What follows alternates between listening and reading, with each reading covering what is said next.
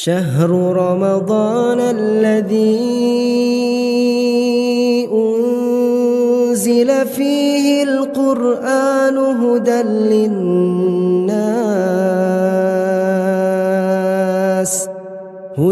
للناس وبينات من الهدى والفرقان فمن شهد منكم الشهر فليصم۔ ایک اور ٹاپک ہے روزہ کن کن چیزوں کا ہوتا ہے، کون سی چیزوں کا روزہ ہوتا ہے، کیا صرف منہ کا روزہ ہوتا ہے یا پھر کوئی اور بھی چیزیں ہیں جس کو روزہ رکھوانا ہے ہمیں۔ تو اس کے 6 آداب ہے۔ نگاہ کا روزہ، آنکھوں کا روزہ۔ رسول صلی اللہ علیہ وسلم نے فرمایا 5 چیزوں سے روزہ ٹوٹ جاتا ہے۔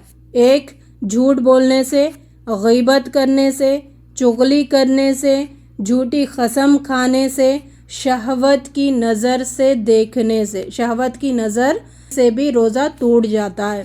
یہ نگاہ کا روزہ ہے، نظر بری نہیں ہونا۔ تو جب ہم رمضان میں یہ کام کریں گے تو پھر سارے 11 مہینے بھی اس سے ہم اپنے آپ کو حفاظت کر سکتے ہیں۔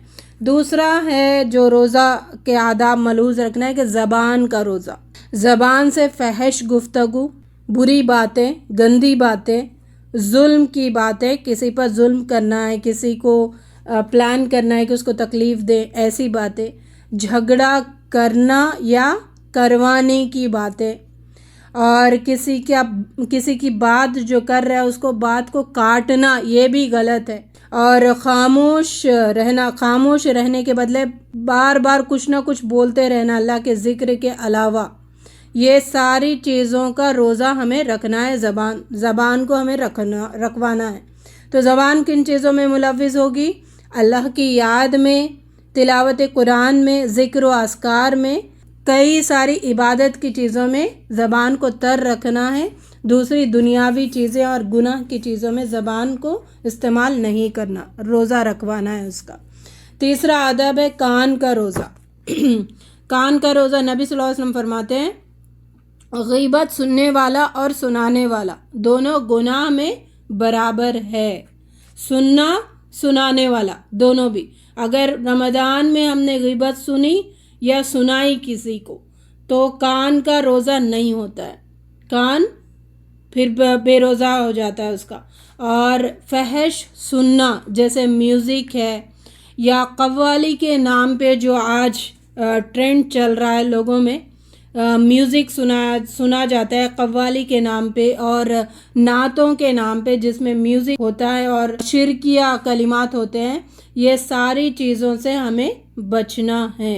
پاکستان کی جو ٹی وی ہے اس میں سحری ٹائم، افطاری ٹائم کر کے جو اکثر بیہودہ پروگرامز ہوتے ہیں، تو ان میں بھی اگر ہم اس کو دیکھ رہے، سن رہے، تو پھر نہ ہمارا آنکھ کا روزہ ہوتا ہے نہ کان کا روزہ ہوتا ہے۔ تو کان کا بھی روزہ ہمیں رکھوانا ہے۔ پیٹ کا روزہ۔ پیٹ کا روزہ کیا ہے؟ حرام کھانے سے پیٹ کو روکنا، زیادہ کھانے سے پیٹ کو روکنا، انہیلدی کھانے سے پیٹ کو روکنا، پیٹ بھر کر کھانے سے پیٹ کو روکنا، یہ پیٹ کا روزہ ہو گیا۔ نبی صلی اللہ علیہ وسلم نے فرمایا اللہ کے نزدیک حلق تک بھرے ہوئے پیٹ سے زیادہ ناپسندیدہ کوئی بھر جانے والی چیز نہیں ہے۔ جو رمضان میں ایسا کھاتے حلق تک کہ ڈکار کے ساتھ کھانا واپس آتا ہے، تو ایسا یہ اللہ تعالیٰ کو ناپسندیدہ چیزوں میں سے ہے۔ اگرچہ کھانا حلال ہی کیوں نہ ہو، حلال کھانا ہی کھا رہے لیکن پیٹ بھر کے کھا رہے تو اللہ تعالیٰ کو نہیں پسند ہے۔ پیٹ کو اتنا خالی رکھو کہ قرآن، تراویح، باقی عبادات آسانی سے ہو سکے۔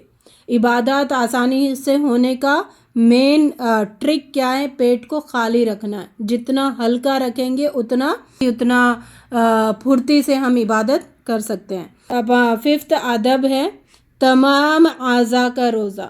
پیر کا روزہ، ہاتھ کا روزہ، شرمگاہ کا روزہ۔ ہاتھ بھی اس جگہ نہیں جانی چاہیے جہاں پہ اللہ تعالیٰ ناراض ہوتا ہے۔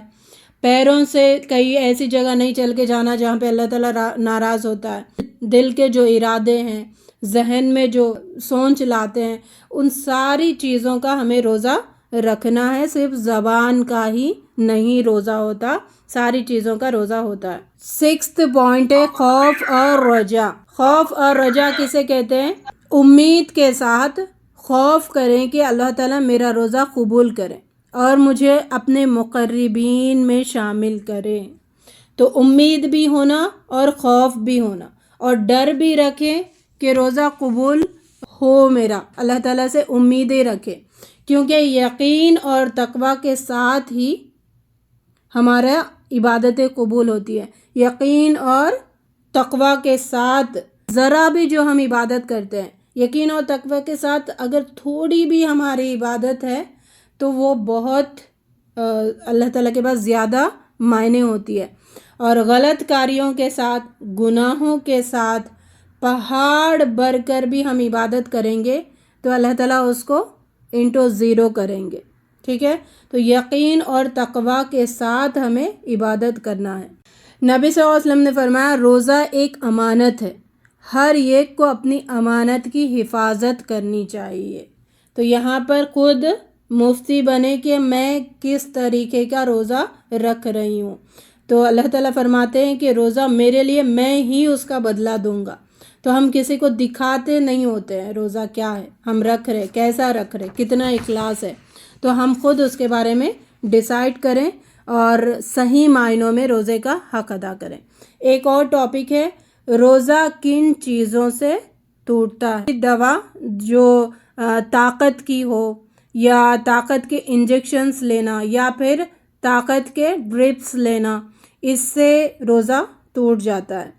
اس کو سمجھنے کے لیے کیا ہے، اللہ تعالیٰ نے کہا کہ بھوک، پیاس اور شہوت سے ہمیں دور رہنا ہے۔ تو بھوک سے مطلب انسان جب کھاتا ہے تو اس کو طاقت پہنچتی ہے، پیاس پانی پیتا ہے تو اس کو طاقت پہنچتی ہے، تو اس سے بھی انسان کو سکون ملتا ہے۔ تو ان چیزوں سے ہمیں رکنا ہے، ان چیزوں سے جو مسائل نکلتے ہیں وہ سارے مسائل کو ہمیں غور و فکر کرنا اور اس سے ہمیں بچنے کی کوشش کرتے رہنا ہے۔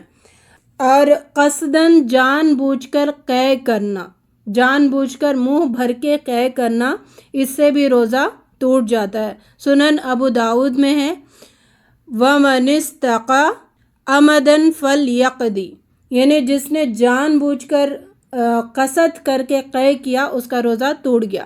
تیسرا، کلی کرتے ہوئے حلق میں پانی کا لے کے جانا، اس سے بھی روزہ ٹوٹ جاتا ہے۔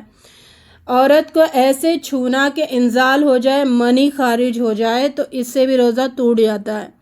اور بیڑی، سگریٹ، حقہ پینا، ان تمام چیزوں سے بھی روزہ ٹوٹ جاتا ہے۔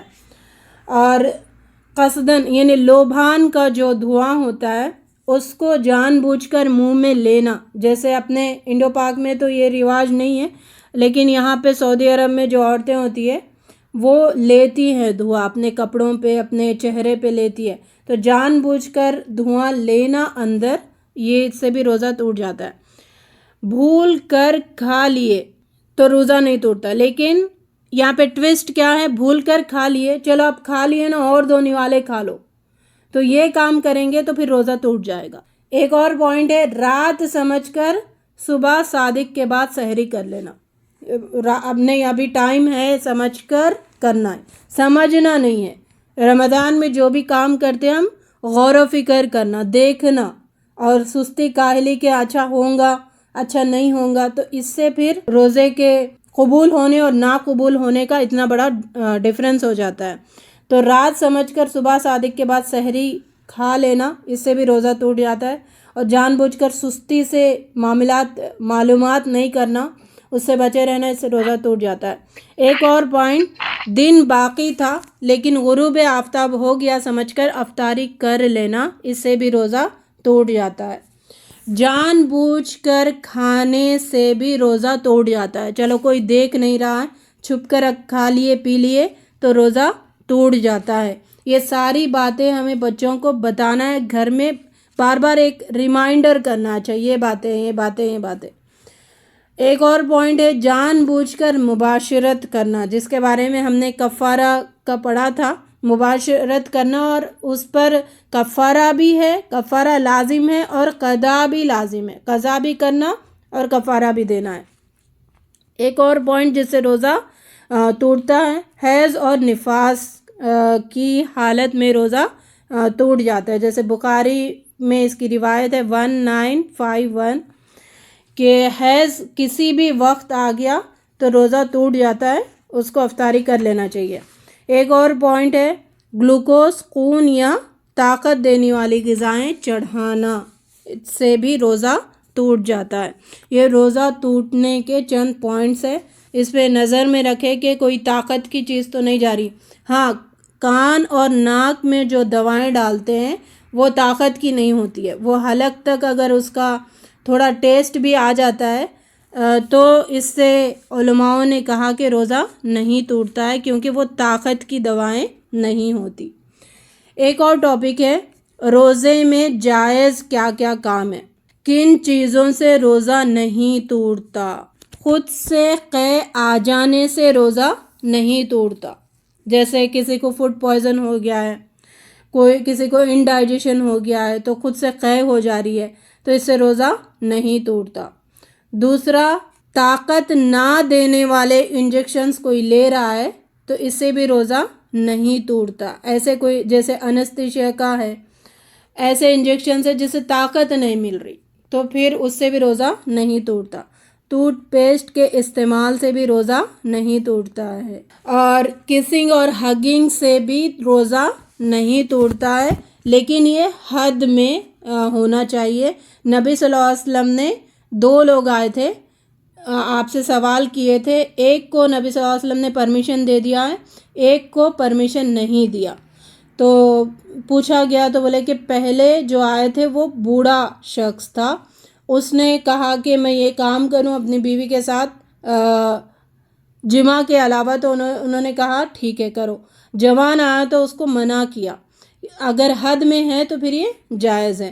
ابو داؤد کی روایت ہے، عمر رضی اللہ تعالیٰ عنہ حالت روزہ میں اپنی بیوی کو انہوں نے بوسہ دیا تو نبی صلی اللہ علیہ وسلم کے پاس آیا اور انہوں نے کہا کہ مجھ سے بڑی غلطی ہو گئی. تو انہوں نے کہا کیا؟ تو میں نے اپنے بیوی کو بوسہ دیا. روزے میں نبی صلی اللہ علیہ وسلم نے کہا کہ اگر تم روزے میں کلی کر لیتے تو کیا ہوتا؟ تو لا بأس، کوئی حرج نہیں ہے، انہوں نے جواب دیا. تو نبی صلی اللہ علیہ وسلم نے کہا اسی طرح بوسہ دینے سے بھی کوئی حرج نہیں ہے. 5th پوائنٹ، روزے میں جائز کام.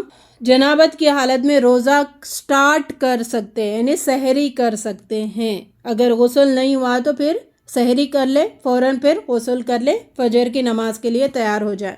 نبی صلی اللہ علیہ وسلم نے فرمایا، مسلم کی روایت ہے، اس نے چھوڑ دیا اپنے کھانے پینے کو، شہوت کو. یہ 3 باتیں یاد رکھے، یعنی اس نے چھوڑ دیا کھانے کو، پینے کو اور شہوت کو. ان 3 چیزوں کو چھوڑ کر جو بھی کام ہے وہ جائز ہے. ہم نے بہت زیادہ اس میں مسئلے مسائل کریٹ کر لیے ہیں، خود غور و فکر کرنے کی کوشش نہیں کرتے ہیں، ادھر ادھر سے مسئلے. پھر جب وہ کچھ بول رہا ہے وہ کچھ بول رہا ہے تو پھر ہم کنفیوژن میں آ جاتے ہیں. تو بعض مسئلوں میں خود مفتی بنے نا، جس کا اختلاف ہو رہا ہے، دلیل کے جو قریب ہوتی ہے اس پر عمل کریں. کہ نبی صلی اللہ علیہ وسلم نے فرمایا کہ یہ تینوں چیزیں، اپنے کھانے پینے کو، شہوت کو، میرے لیے اس نے چھوڑ دیا. تو بیسیکلی ہمیں یہ 3 چیزوں کو چھوڑنے کا حکم دیتا ہے، باقی چیزیں ہم کر سکتے ہیں. ان کے ان تینوں کے ارد گرد جو مسائل گھومتے ہیں اس پر ہمیں غور و فکر کر کے عمل کرنا ہے یا پھر اس سے رکنا ہے، ہم ڈیسائیڈ کر لیں. نیکسٹ، نبی صلی اللہ علیہ وسلم نے فرمایا کہ بھول کر کھا لینے سے روزہ نہیں توڑتا. کوئی بھول کر کھا لیتا ہے تو اس کا روزہ نہیں توڑتا. نبی صلی اللہ علیہ وسلم فرماتے ہیں جو بھول کر کھا لیتا ہے اس کو من نسی وهو صائم فاکل وشرب فیتم صومہ، یعنی چاہے کہ وہ اپنا روزہ پورا کرے. اب کھا لیے کر کے روزہ توڑ گیا تو اب روزہ توڑ دیے پھر اور کھا پی رہے، نہیں. اگر بھول کر کھا لیے تو پھر روزہ رکھ لے، پورا کر لے. کیوں؟ کیونکہ فإن اللہ اطعمہ وسقہ، اللہ تعالیٰ نے اس کو کھلایا ہے اور اس کو پلایا. جو بھول کر کھا لیتا پی لیتا ہے اس کو اللہ تعالیٰ کھلاتے ہیں اور اس اللہ تعالیٰ پلاتے ہیں. اس وجہ سے بھول کر کھا لیے پی لیے تو روزہ نہیں ٹوٹتا. ایک اور پوائنٹ ہے کھانا چکنا، اگر ہم چکھ رہے، یعنی اس میں حدیث میں آتا ہے کہ کسی کا شوہر بہت ہی ظلم کرنے والا ہے یا پھر اس کو کھانا بہت ہی اہمیت وہ رکھتا ہے اس کی، تو پھر اس کے لیے چکھیں، اور چکھنا منہ میں نہیں لانا، منہ میں نہیں لے کے جانا، گلے کے نیچے نہیں اتارنا ہے، زبان پہ چکھے پھر اس کو تھوک دے اور اپنی زبان صاف کر لیں، یہ جائز ہے، حلق تک نہ جانے پائے۔ ایک اور ہے کہ جو ڈینٹل ٹریٹمنٹ کرواتا ہے اس کے لیے بھی جائز ہے، وہ کروا سکتا ہے، لیکن ٹریٹمنٹ کا کوئی اثر حلق تک نہ جائے۔ تو جب حلق تک نہیں جانا، اس سے رکنا ہے۔ جب ایسی چیزیں ہیں تو پھر احتیاط کریں، روزوں کے بعد یا رمضان سے پہلے ان چیزوں کا ٹریٹمنٹ کروا لیں۔ بخاری کی روایت ہے، عبداللہ بن عمر رضی اللہ تعالیٰ عنہ فرماتے ہیں کہ مسواک آپ کرتے تھے۔ عبداللہ بن عمر رضی اللہ تعالیٰ عنہ کا طریقہ تھا کہ وہ مسواک کرتے تھے دن کے اول اور آخری حصے میں اور دوپہر کو بھی، لیکن اپنے تھوک کو نگلتے نہیں تھے، مسواک کرتے تھے تو اس کو باہر پھینک دیا کرتے تھے، اس سے روزہ نہیں ٹوٹتا۔ ایک اور ہے کہ یعنی بلڈ دینے سے، ہم کسی کو بلڈ دے رہے، اس سے بھی روزہ نہیں ٹوٹتا ہے۔ بلڈ لیں گے، چڑھا رہے اس کو تو وہ تو مریض ہی ہوگا، جو مریض ہے تو پھر اس کے بعد روزہ نہیں ہے۔ ایک اور پوائنٹ ہے، یہ ہمارے یہاں انڈو پاک میں بہت زیادہ اس چیز پہ بحث کی جاتی ہے کہ تھوک جمع کر بار بار تھوکنا، تو تھوک جمع کر کے نگلنا یہ مکروہ ہے، یہ چیز نہیں کر سکتے۔ لیکن جنرل آتا ہے، قتادہ رحمۃ اللہ علیہ فرماتے ہیں اگر کوئی روزے دار اپنے تھوک کو نگل جائے تو اس میں کوئی حرج نہیں ہے، لیکن احسن یہ ہے کہ اس کو تھوک دیا جائے۔ اب بعض جمع کر تھوک دان رکھتے ہیں، اس میں تھوکتے رہتے ہیں مسلسل، تو پھر ایسا نہیں ہے۔ تھوک آ گیا تو نگل دے، کوئی مسئلہ نہیں، کوئی حرج نہیں ہے، لیکن جمع کر ایک ساتھ ایسا نگلنا، یہ اس سے پرہیز کرے۔ نبی صلی اللہ علیہ وسلم فرماتے ہیں کہ وضو کے دوران ناک میں پانی فورس سے پہنچانے سے بھی بچے۔ جب ہم وضو کرتے ہوتے ہیں تو عام دنوں میں ناک میں پانی چڑھاتے، تھوڑا اندر تک چلا جاتا ہے، روزے کی حالت میں فورس نہ کرے، اتنا اہتمام کرے کہ حلق تک نہ جائے پانی یا اندر تک نہ جائے۔ ایک اور جس سے روزہ نہیں ٹوٹتا ہے، سرما لگانے سے یا کول لگانے سے روزہ نہیں ٹوٹتا ہے۔ انس رضی اللہ تعالیٰ عنہ فرماتے ہیں، سنن ابو داؤد میں ہے کہ نبی صلی اللہ علیہ وسلم سرما لگایا کرتے تھے جب آپ روزے سے ہوا کرتے تھے۔ ایک اور پوائنٹ ہے کہ جسم اور سر پر پانی ڈالنے سے بھی روزہ نہیں ٹوٹتا، یعنی کوئی نہا رہا ہے، اتنی زیادہ سخت گرمی ہے تو اپنے سر پر پانی ڈال رہا ہے، باڈی پہ پانی ڈال رہا ہے، تو اس سے بھی روزہ نہیں ٹوٹتا۔ یہ بھی ہم بناتے ہو، اچھا نہیں برداشت کرو، ایسے مت کرو، نہیں، تو ہم سختی ہم کرتے ہیں، حالانکہ اللہ تعالیٰ بہت آسانی دیا ہے، ہر عبادت میں اللہ تعالیٰ نے آسانی ہمارے لیے رکھا ہے، لیکن ہم دوسرے ریلیجیس کو اس کو انفلوئنس ہو کے ہم سختی اپنانا چاہتے ہیں، ٹھیک ہے، یہ نہیں ہے۔ اور ایک پوائنٹ ہے جس سے روزہ نہیں ٹوٹتا ہے، کوئی ایکسپرٹ سوئمر ہے،